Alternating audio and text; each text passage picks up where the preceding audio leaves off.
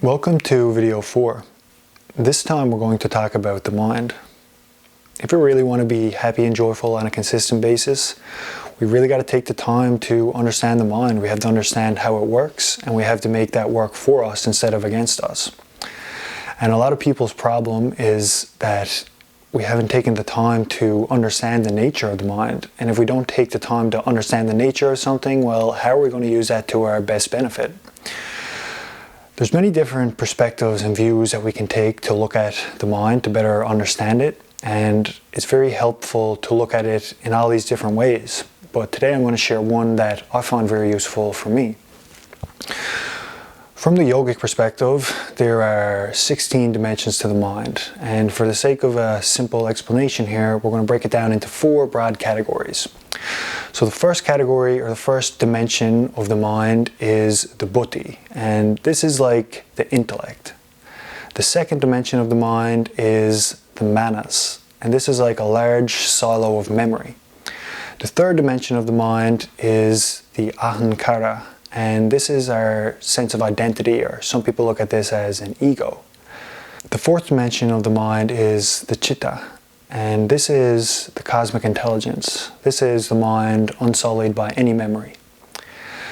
Here's a simple analogy to better understand these dimensions of the mind. The intellect is something like a knife. It's a survival instrument. It's something we use to divide, dissect things, to categorize things.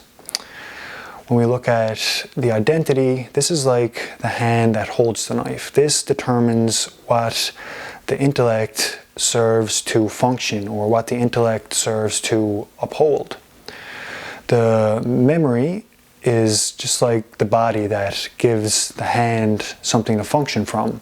So with what we are identified, or how we identify ourselves, this is how the intellect interprets the memory. And when we look at the chitta, or the fourth dimension of the mind, this goes beyond all of these first 3 dimensions, but it also intervenes and flows through each of them. This chitta is like the same force that beats our heart. It's the same force that takes a piece of food when I eat it and turns it into me. When you eat the same piece of food, it turns it into you. When a dog eats it, it turns it into a dog. It's the divine intelligence that's at play here that kind of gives rise to this game of life. So when it comes to the mind, the important thing to remember is that if we don't understand it, if we don't understand how it works, how are we going to ever use it to our advantage? So let's do a little experiment here to see just how focused and in control our mind is. We're going to repeat a certain set of words with our breathing, and we're going to do this for 30 seconds. So I'm going to repeat this out loud. I want you to say it in your mind. As we inhale, I want you to mentally say to yourself, I am not the body. As we exhale, I want you to mentally say to yourself, I am not even the mind. So I'm going to say this out loud. You repeat it in your mind and sync it up with your breath. And I just want you to take note of how easy it is for you to stay focused on this one simple task in the mind for this 30 seconds. Or are there a lot of intrusive or distracting thoughts coming in there? So let's just see how focused and in control our mind is. So let's get seated, let's close our eyes, and on the inhalation we're going to say, I'm not the body. On the exhalation we're going to say, I'm not even the mind. And I'm going to guide that out loud. Let us begin. I am not the body. I am not even the mind. I am not the body. I am not even the mind. I am not the body. I am not even the mind. All right, let's gently open our eyes again.